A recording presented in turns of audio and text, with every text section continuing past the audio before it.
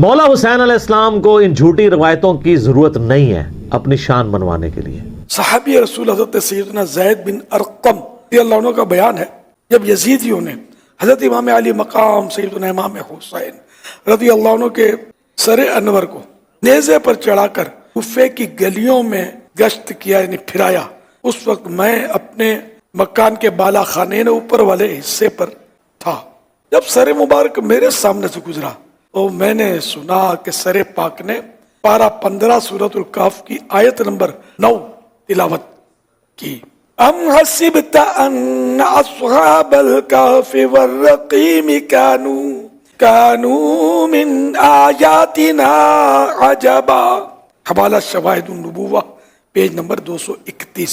اسی طرح ایک دوسرے بزرگ رحمت اللہ علیہ نے فرمایا کہ جب یزیدیوں نے سر مبارک کو نیزے سے اتار کر ابن زیاد بدنہاد کے محل میں داخل کیا تو آپ رضی اللہ عنہ کے مقدس ہونٹ ہل رہے تھے اور زبان اقدس پر پارہ 13 سورہ ابراہیم کی آیت نمبر 42 کی تلاوت جاری تھی۔ وَلَا تَحْسَبَنَّ اللَّهَ غَافِلًا عَمَّا يَعْمَلُ الظَّالِمُونَ۔ علی بھائی نیکسٹ کوشچن ہے، ہم نے اپنے بڑے بزرگوں سے سن رکھا ہے سیدنا حسین علیہ السلام کا سر مبارک جب نیزے پر چڑھایا گیا اس سے تلاوت قرآن کی آواز آ رہی تھی، کیا یہ بات درست ہے؟ جھوٹ کوئی نہیں ہے، سب کہانیاں ہیں، اور اس قسم کے دیو ملائی قصے کہانیاں لوگ سناتے ہیں تو سننے والے روتے ہیں، اشش کر اٹھتے ہیں۔ میرے بھائی جو دنیا سے چلا گیا اب وہ کبھی قیامت تک واپس نہیں آئے گا، نہ اس کے ساتھ اس طرح کی ایکٹیویٹی کوئی پرفارم ہوگی۔ یہ بالکل کہانی ہے کہ سیدنا حسین کا سر جب نیزے پہ چڑھایا گیا تو وہ تلاوت قرآن کر رہے تھے۔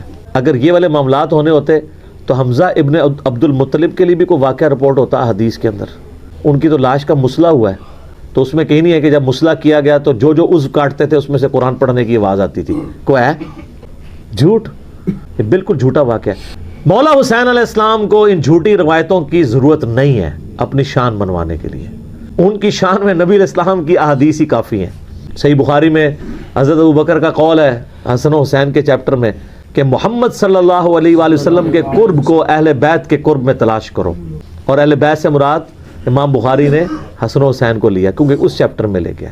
المستدرک للحاکم میں صحیح سند کے ساتھ حدیث ہے، جو بھی ہم اہل بیت کے ساتھ بغض رکھے گا، خواہ وہ پوری زندگی حجر اسود اور مقام ابراہیم کے درمیان نمازیں پڑھتا رہے، روزے رکھتا رہے، اگر اللہ سے قیامت کے دن اس حال میں ملا کہ ہم اہل بیت کا بغض اس کے دل میں ہوا تو اللہ اسے ضرور دوزخ میں داخل کرے گا۔ اللہم اجرنا من النار۔ صلاۃ بر محمد و آل محمد، اللہم صلی علی محمد و علی آل محمد۔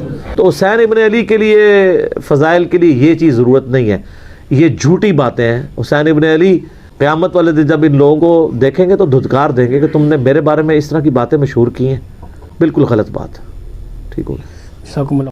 ایک اہل تشیع عالم نے دوران تقریر کہا کہ حضرت امام حسین رضی اللہ تعالیٰ عنہ کا سر مبارک جسم سے جدا ہوا تو بھی آپ کٹے ہوئے سر سے قرآن مجید پڑھ رہے تھے، کیا ایسا ممکن ہے؟ بالکل جھوٹ کا ہے جی، کوئی ایسا ممکن نہیں ہے، اور نہ یہ اس طرح کی کوئی آبزرویشن اس حوالے سے دنیا کے اندر کروائی جائے گی۔ یہ بالکل جھوٹ بولا ہے جس نے بھی بولا ہے، اس قسم کی بہت سارے جھوٹ ساروں نے ایون نبی علیہ السلام کے بارے میں کہا آپ کو دفنانے لگے تو ہونٹ ہل رہے تھے، امتی امتی کے الفاظ آ رہے تھے، بالکل جھوٹ ہے۔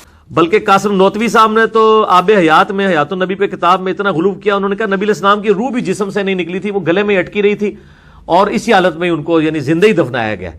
تو اس پہ ایک بریلوی عالم جو ہے عباس رضوی صاحب، انہوں نے کتاب لکھی ہے واللہ آپ زندہ ہیں حیات النبی پہ، 450 صفحوں کی۔ انہوں نے کہا کہ ہمیں تو سارے تانا دیتے ہیں، ہم تو کم از کم مانتے ہیں کہ روح نکلی تھی، بعد میں داخل ہوئی ہے، یہ تو روح نکلنا بھی نہیں مانتے، ٹھیک ہے، اور یہ توحید انجوائے کر رہے ہیں۔ اس معاملے میں میرے بھائی سارے ہی ننگے ہیں، اب کیا کریں، ہم تو صرف سمجھا ہی سکتے ہیں۔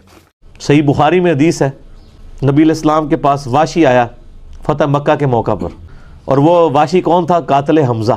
ہائے ہائے ہائے، حمزہ نبی علیہ السلام کے صرف چچا نہیں تھے بلکہ بھائی بھی تھے، دو شریک اور ہم عمر بھی تھے، دوست بھی تھے۔ واشی کو حضرت بلال نے سفارش کروائی کہ یا رسول اللہ میرے کہنے پہ معاف کر دیے جائے۔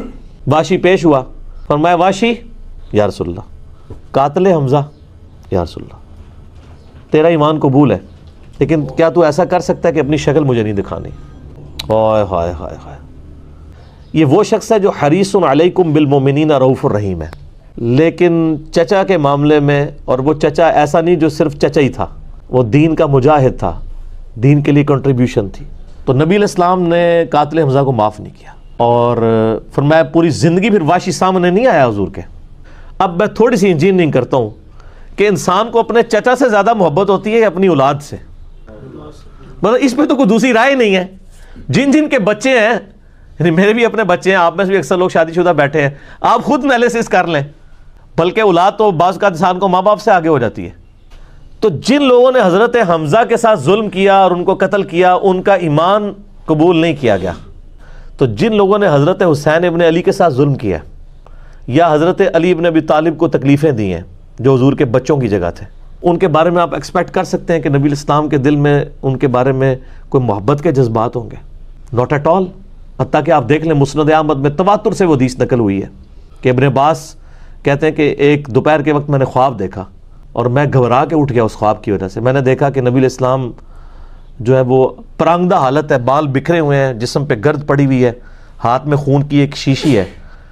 اور میں نے کہا یا رسول اللہ میرے ماں باپ قربان، آپ کی کیا حالت ہے؟ تو فرمایا کہ یہ حسین اور اس کے ساتھیوں کا خون ہے جو صبح سے میں کربلا میں سمیٹ رہا ہوں. اور یعنی یہ ایک اللہ کی طرف سے دکھایا گیا یہ تشبیہ. کہتے ہیں میں گھبرا کے اٹھا، میں نے وقت اور تاریخ نوٹ کر لی اور دن بھی. کئی ہفتوں بعد پتہ چلا کہ اسی دن 10 محرم 61 ہجری میں حضرت حسین ابن علی کو شہید کیا گیا. تو حسین ابن علی کی وفات کے اوپر یہ ابن عباس کو خواب میں آنا حضور صلی اللہ علیہ وسلم نے انڈیکیٹر دے دیا ہے نا. اسی حدیث کو نقل کر کے اسماعیل دہلوی، جس کو دیوبند اور اہل حدیث جو اس وقت پریکٹیکلی یعنی ایک سمجھ لیں کہ یزید کے ٹھیکیدار بنے ہوئے ہیں اس کے دفاع کے اوپر، ان کے مشترکہ امام ہے اسماعیل دہلوی، شاہ ولی اللہ دہلوی کا پوتا. اس نے جو کتاب لکھی ہے نا تقویۃ الایمان، وہ اس کتاب کے اندر ہم نے اس کا جے پی جی بھی لگایا تھا. اس میں اس نے لکھا ہے کہ اس حدیث سے پتہ چلا کہ نبی علیہ السلام وفات کے بعد بھی اللہ کی جنتوں میں حسین کے قتل کی وجہ سے غم زدہ ہیں. اور اس نے بھی لکھا یزید پلید لفظ لکھا. تو یہ میں آپ کو صرف ایک کمپیریزن بتا رہا ہوں کہ انسان کو اپنی اولاد سے جو محبت ہوتی ہے وہ تو آپ سوچ نہیں سکتے. ترمذی میں اور مسند احمد میں حدیث ہے، نبی علیہ السلام نے حضرت حسین کو اٹھایا ہوا ہے اور آپ فرماتے ہیں اللہ یہ میرے بیٹوں میں سے ایک بیٹا ہے، اللہ اس سے محبت کر جو اس سے محبت کرے، اس سے دشمنی رکھ جو اس سے دشمنی رکھے. ہم یہ پوچھتے ہیں کہ حسین سے دشمنی کس نے رکھی ہوئی ہے؟ ذرا پوائنٹ آؤٹ کریں نا. کیا یہ تھریٹیکل بات ہے؟ تھی نا دشمنی، آج تک ہے، اس زمانے میں بھی تھی.